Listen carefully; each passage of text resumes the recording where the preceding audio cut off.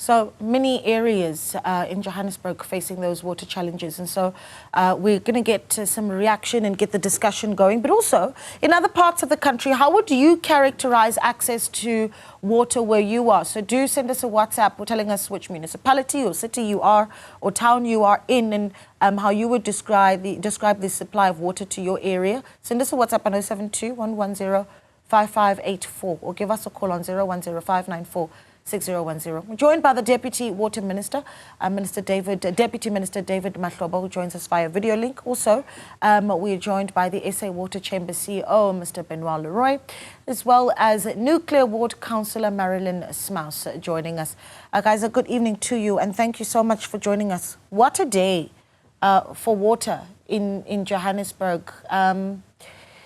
I mean, and I know that from where you're sitting, you perhaps haven't been able to see some of the images that we've been showing, but you would have seen them throughout the day. Westbury, Coronationville, Ebony Park, just people out in the streets protesting over water. This is a lot to see in one day, in one metro. Perhaps, Deputy Minister, I want to start with you. Just your reaction to the images. If you think that we're getting closer and closer to seeing what can be characterized here as a real crisis. No, thank you so much, Naledi, to you and the other panelists, including the viewers at home. It's a very, very ugly scene. And the matter of water is a very emotive issue because if you don't have access to water, there's a lot of inconvenience for a number of people in terms of their own livelihoods, including for business. That's why national government, President Cyril Ramaphosa, decided to prioritize this question of water as an apex priority. And Minister Majodina, working with ourselves, we called upon the water indaba. In March, we agreed on a number of interventions that we said municipalities must be able to do as a matter of agents. And in Johannesburg, you'll appreciate that His Excellency, Comrade President, decided on the basis of challenges Johannesburg is facing to have a presidential working group like it did at eThekwini, where you bring in the entirety of government, business, including civil society and communities. And in Joburg, when it comes to our part as the Department of Water and Sanitation led by Minister Majodina, we've agreed with Johannesburg on a turnaround plan. And we are actually supporting Johannesburg on a platform called Water Secure Partnership for Gauteng, working with the Premier and the MEC. Our strong view is that the turnaround plan that has been produced, Johannesburg leadership, the municipality, including the councillors, including the structure that the President has put in place, we must share with the citizens of Johannesburg and other areas elsewhere in the country that this is our turnaround plan. And so that people can appreciate the enormity of the challenges in Gauteng they face. One of the biggest issues that we should know is that that system in Gauteng and in Johannesburg is very, very erratic and is actually very vulnerable. And it's going to take a little bit longer to fix their problems. One of the decisions we made, Naledi, was that how do we ensure that the current system continues to work on daily basis while we are balancing it? Normally, the reservoirs there are very low. There were issues around the availability of electricity and the pumps. That matter of electricity has been attended by Eskom, including Johannesburg, so that even rainwater, when they're supposed to pump, they don't have a problem. But the problem they have, the network for Johannesburg is old, very, very old. There are too many best. Then there were teams that were put aside around attending and fixing of the leaks. Those teams must be always be given the tools of trade, must be allowed to deal with certain things. There are reservoirs, like in the areas we're talking about, because there's a command system that includes the reservoir in Brixton, the other one that is there in Hess Hill, that is affecting these areas. In the main, they are leaking. And some of these communities that are not getting water, they are in the high-lying areas. Therefore, they have to apply restriction and throttling so that the system can be balanced. And if citizens, they are going to protest, which is their right in the Constitution, is okay. But immediately they start to actually interrupt the others. They get into the streets. They don't allow these officials to manage the system. The situation is going to become worse. Then there's a part of the interim arrangement on how certain areas must be given water when the water can't come from the tap. That interim arrangement must be discussed with councillors. Councillors must communicate with communities. They must know at what time that particular interim arrangement is going to happen so that there are not issues of dysfunctionality. The last point, DG Phillips has spoken with you guys earlier on. The funding of water is a problem. Johannesburg has been underfunding water for quite some time. They need more than 3 billion rands per annum. Currently, they are trying, the mayor there has put about 800 million. We are very pleased that they are starting to attend to their reservoirs and pump station. Contractors are there. But the reforms of ring-fencing the money for Johannesburg water, the money must go back to attend to infrastructure, is an important issue. But citizens must never be left in the dark, including the challenges that are being faced. Thank you. All right, Deputy Minister, we're going to stay with you because, and you've said what I really want to call a mouthful, because you've talked about the various challenges. And really, what you've done is list, there's so many challenges that are going to get us to the other side that residents of Westbury, Ebony Park really want to be seeing us getting to. When you talk about old infrastructure and networks, plans that are in place for interim arrangements, it's a lot to do.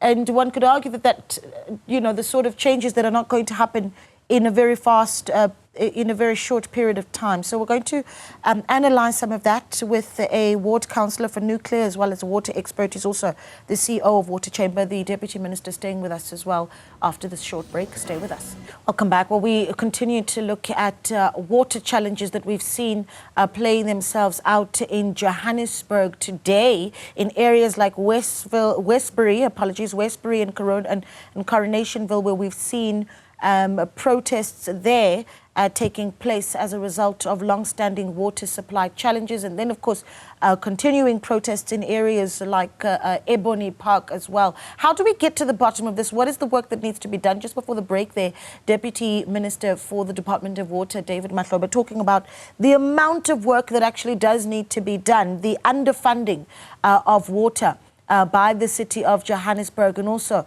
the infrastructural challenges that need to be seen, quite the investment. But let's bring in our other panelists, and of course you're welcome to be part of the conversation as well.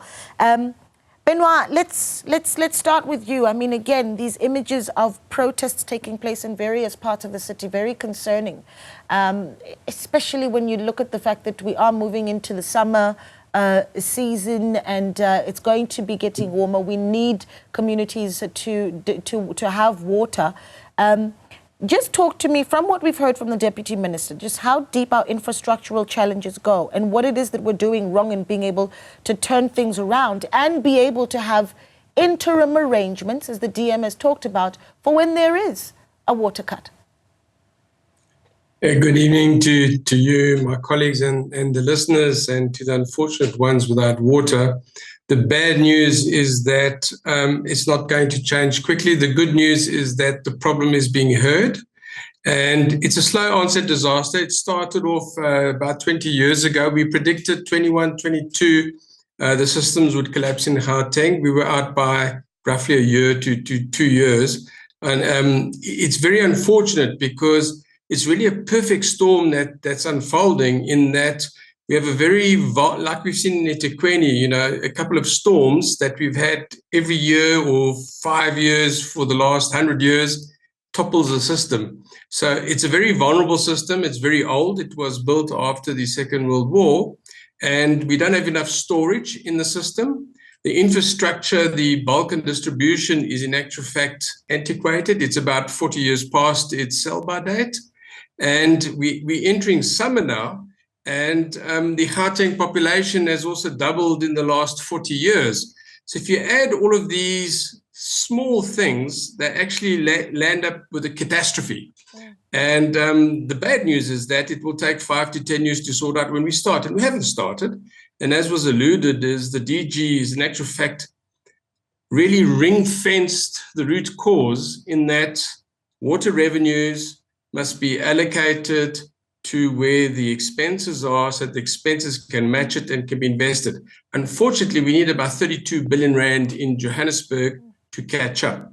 So Joburg has actually allocated 1.8 billion this year, as opposed to 1.1, 1.2 last year. So it's a big increase. And 600 million went to the commando system, which is really commendable. But all of these things will only start showing results next summer, not this summer. So, you know, I don't know how one addresses this, you know, with community. Only, you know, communication can help, but people want water. And the reality is in Johannesburg, there's not enough water to distribute to the system. It's not Rand Water is not providing enough. The system leaks so much that we have about 4 billion rands worth of water leaking into the ground every day. You don't see the leaks. The leaks are in the ground. What you see is 1 or 2%. Okay, so when we see these new saunas, etc., that those are really the tip of the iceberg. The iceberg is below the ground. So to address these is we have to really engage with the communities in that it's a slow onset disaster. It's going to take a long time to sort out. And at least we know that we have a problem. We acknowledge we have a problem and we know how to sort it out. And there's plenty of funding to do it. It's just we have to sort out the ring fencing and the politics between the water utility of Joburg Water and the council. At the moment, it's impossible to actually fund it because of what's going on there. Unfortunately, and it's very unfortunate to see what's happening out there. Yeah, you know, we have the big conversations around funding and ring fencing and planning financially for the water supply in Johannesburg, where we're falling short. For the everyday resident, though, it is a real struggle. So this is why we've got here as well Ms. Marlene Smas, who is the Ward Councillor of New Clare. Thank you so much for joining us and a good evening to you. Talk to me about what the situation is looking like in New Clare at the moment with water supply, how you would describe it. And then as a ward councillor, how easy it is for you to be able to go back to your community and communicate what is going on as you deal with incredibly frustrated residents. Good evening, Lynette, and to the Deputy Minister. Can you guys hear me? Am I audible? We can hear you. Ms. Mos, go ahead. Sorry, I don't have much of a voice of today, screaming and shouting and trying to assist our residents. The water crisis in our area is very, very, very bad. And like you asked me, how am I going to take it back to our residents? It's not easy. It's not an easy task to take it back to our residents because their frustration levels are very high. This water crisis, I mean, some of the residents has been complaining, especially if you look at my ward.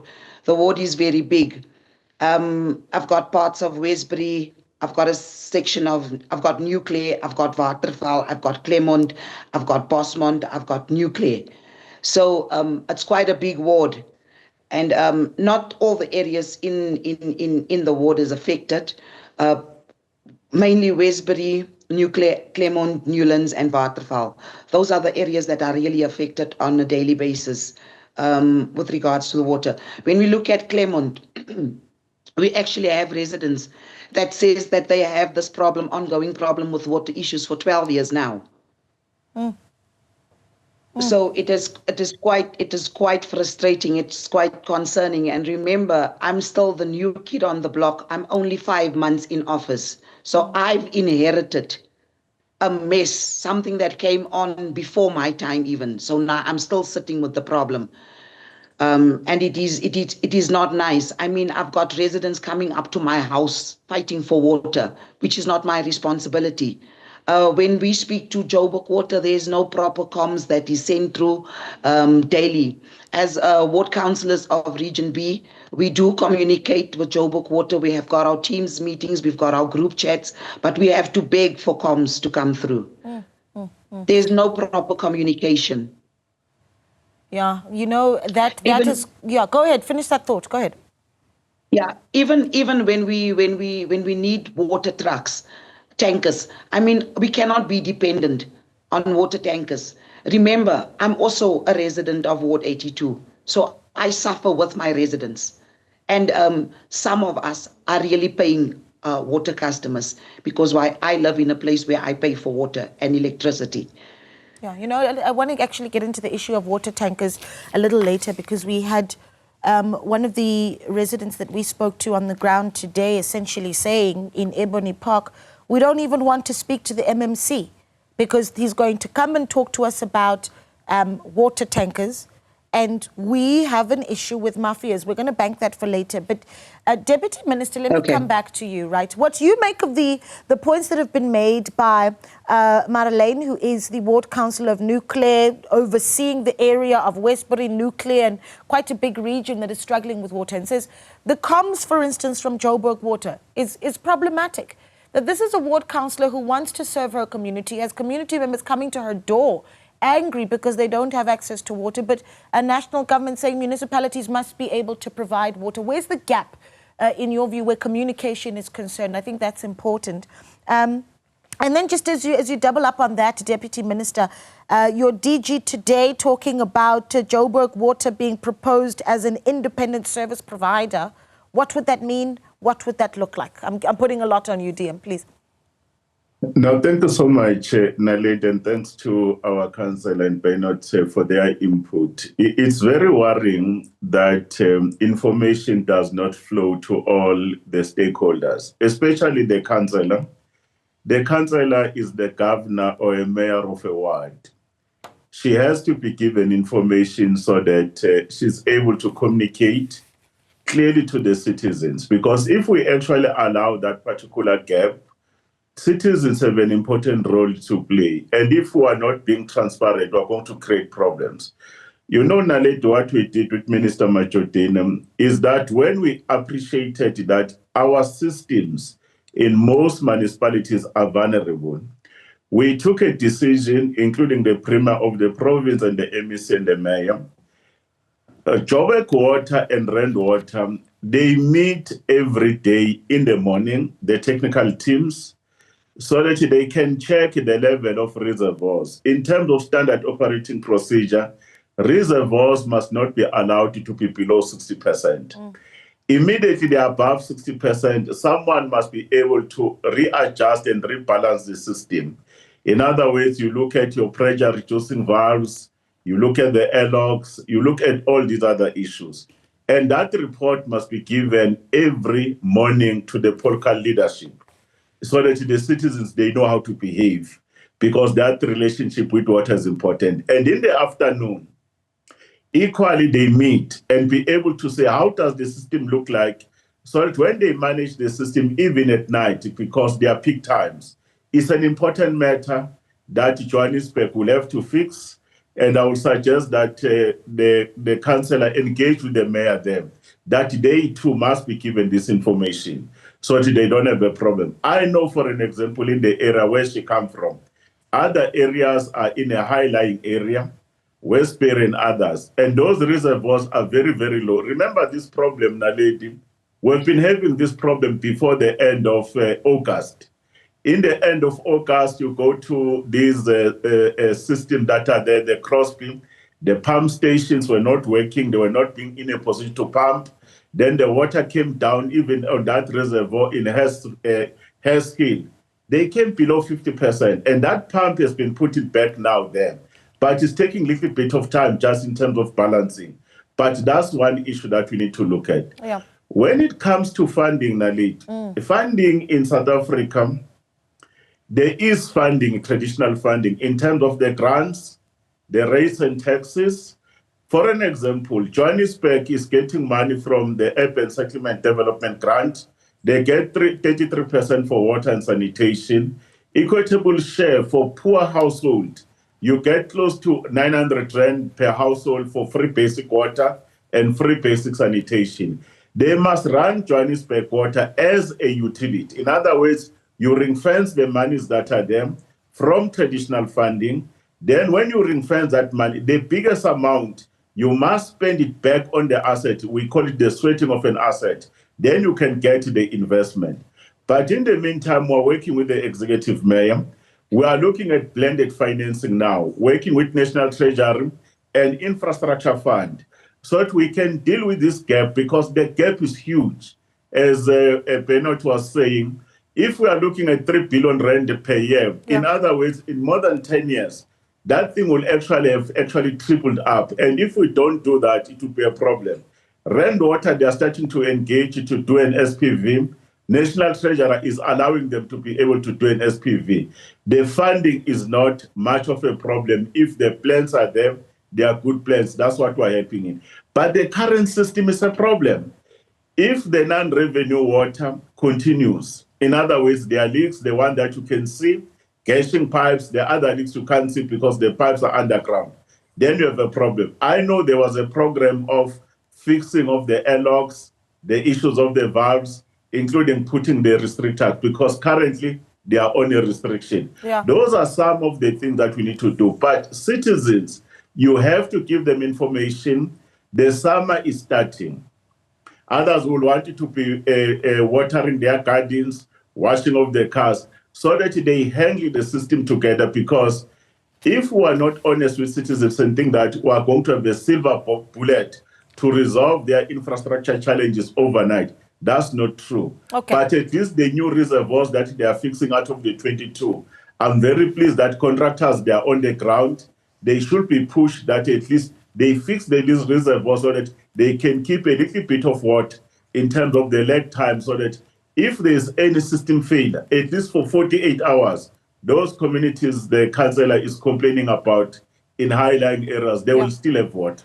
Okay, lots to unpack there, but let's take a look at some of the WhatsApps that we've gotten from our viewers. Of course, we are asking where you are, anywhere in the country. Tell us where you are, how you would characterize water supply in your area. Are you comfortable with it? Are you satisfied? Or also, is it a concern for you? What is it that you would like answered by our panel this evening? We have a water expert, CEO of the Water Chamber, as well as Mr. David Matlaba, who is, of course, Deputy Minister of Water and Sanitation, that are here to answer those questions. Let's bring those up on the screen now. Khonze Mogale says, hi, I'm in Ivory Park Extension 2, Ward 79, for almost a month now with no water. No explanation on what's the problem. We don't even get these so-called trucks for water. If there's no water, where do these trucks get it? We are getting played because they talk about installing JoJo tanks. All of this is a strategy to give their friends tenders. Khonze, we're going to get to that issue. Very important. Anonymous says, Nalezi, the water crisis is very serious and disturbing here in Masilo Tienesin in the Free State. Our taps have been dry for months and it has affected businesses, schools, and disrupted our daily lives. I don't know what the minister is going to say about the situation because it's getting worse. Now, that's in the Free State. Spiwe says at least 3 people in Joburg, when they at least these people in Joburg, when they protest, there is news to report on their plight. In the Umzinyati district in KZN, we can't protest because there's no news to report on our protest. Infrastructure there is there, but Eskom and service providers are not being paid. As a result, there is no water for years. Listen to the frustration of viewers, and we're going to continue taking their WhatsApps and calls after this short break as we talk about what we do now. Stay with us. I'll come back. We continue to talk about the water crisis that has been observed in the area of Johannesburg today in places like Westbury, Coronationville, Nuclear, and Ebony Park. Also, those areas having protests today over challenges with water supply. But we'll take 1 or 2 calls. Mpho is in Mamelodi. Mpho, good evening. Thank you for calling. Hey, how are you, Mamelodi? I'm well, sir. Thank you so much for calling. Mpho, talk to us. Okay. Now, look here, Mamelodi. This water crisis, from where I'm standing, why do we have so many water tankers in our township? Where do they get this water from? Because from what I've seen, they get water from the very same streams that are supplied by municipalities, whereas we can't access water. And then the problem is there someone benefiting from these water tankers? Okay, Mpho, that question has been asked, and it's such an important one. I'm going to pass it on to our panelists. I assure you of that. Thank you so much for calling in.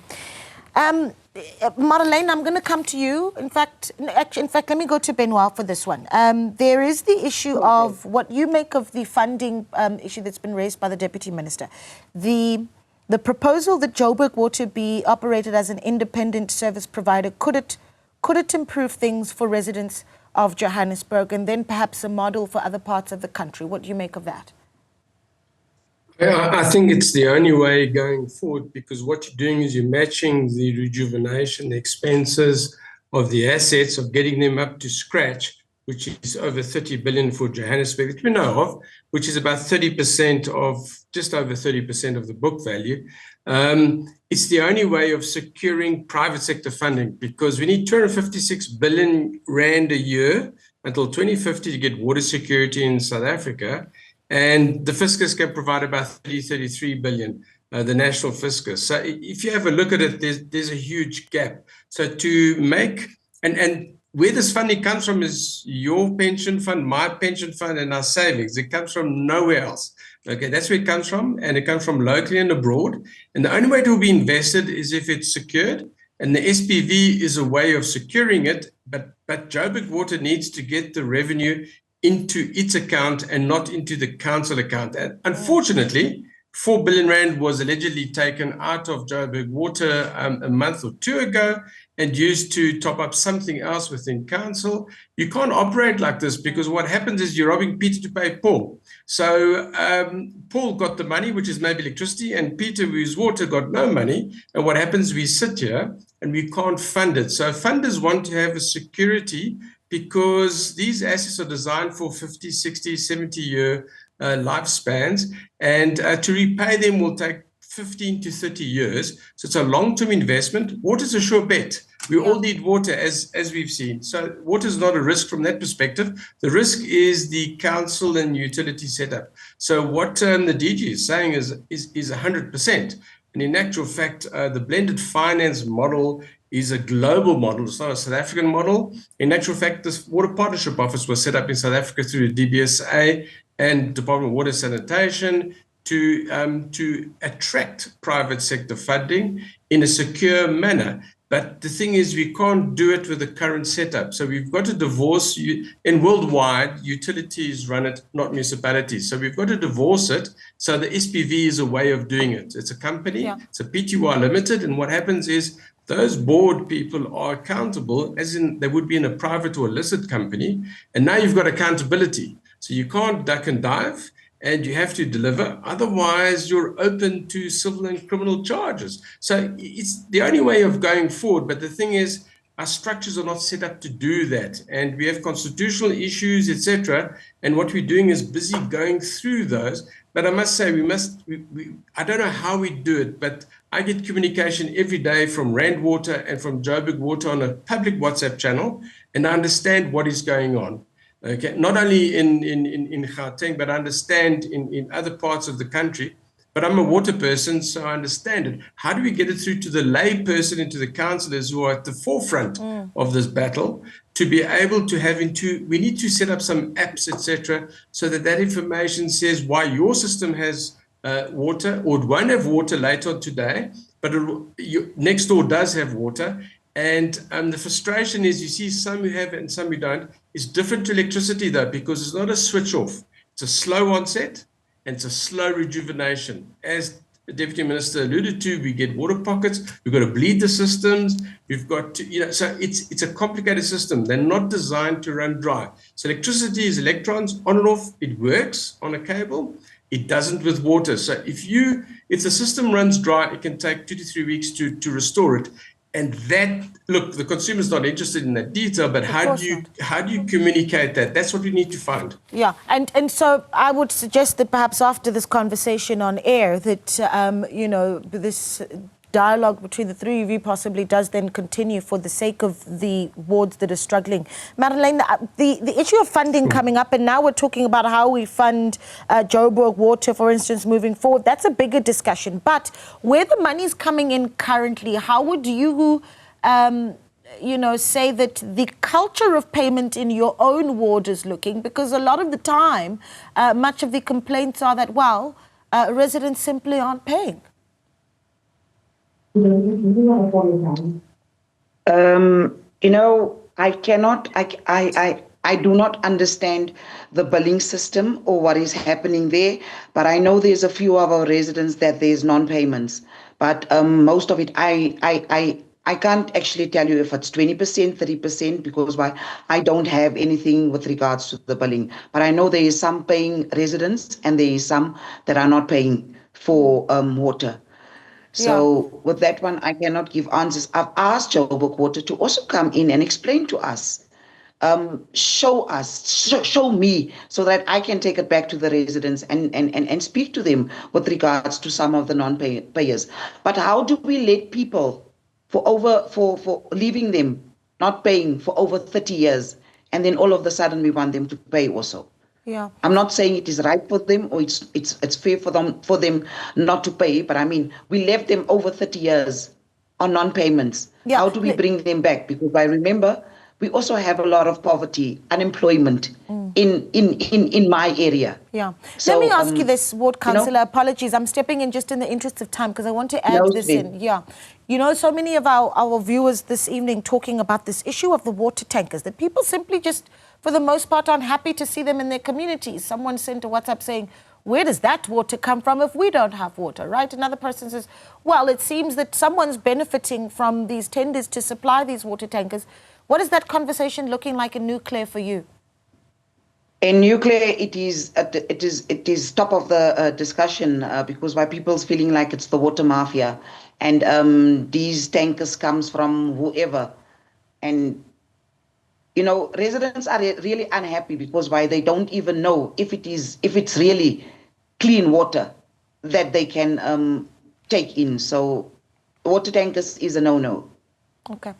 I need to close this off. So, Deputy Minister, I'll give you the final word here. And in fact, you can touch on the issue of water tankers. I've only got about a minute or so. But if I were to ask you to put yourself all the way down to Marlene's shoes tomorrow morning, she has residents knocking on her door once again, unable to get their kids to school because they don't have water. If you were in her shoes, what would you say to them? I will appeal that the first thing that they need to do as public representatives on the ground, let them actually request the team of Johannesburg Water. We can also second our own people as a department, our own engineers, including Rainwater. Let them, the communities, allow them the access. Let them go and look at the network. Let them go and look at their reservoirs, look at the network, what's happening on the basis of evidence base that is there. Then they'll be able to say to citizens, how long will our system be in a position to recharge? And if it's going to take more than 24 hours, in the interim, how are they going to get what? The position of Minister Majodina and our government, we don't want tankering. Tankering must be used as a temporary measure, not as a permanent fix. Right. But because it has exposure to vulnerability and corruption and extortion, we would believe that municipalities must insource them. They must be municipal owned. When they're municipal owned, the water must be clean. The results, the test results from the lab must be shown. But more importantly, councillors and ward committees, including water committees, must know when the tanker is going to arrive at what streets, ensure that there is no water hogging. The elderly and those that are with disabilities are allowed the opportunity to get the water. Yeah, I do have to leave it there. And such a big discussion. And of course, you know, hard to ignore that water is a basic human right in our country, you know, and so the failure to supply it, it's a serious problem for us, and we'll continue to watch the story closely. We didn't even get to talking about the quality of our water. But thank you so much to the Deputy Minister of Water and Sanitation, DM David Mahlobo. Thanks to Benoit Leroy, who is the CEO of the Water Chamber, and Marlene Smas, who is the Nuclear Ward Councillor. You're still watching Newsfeed PM, the late edition. We've got your headlines at the top of the hour.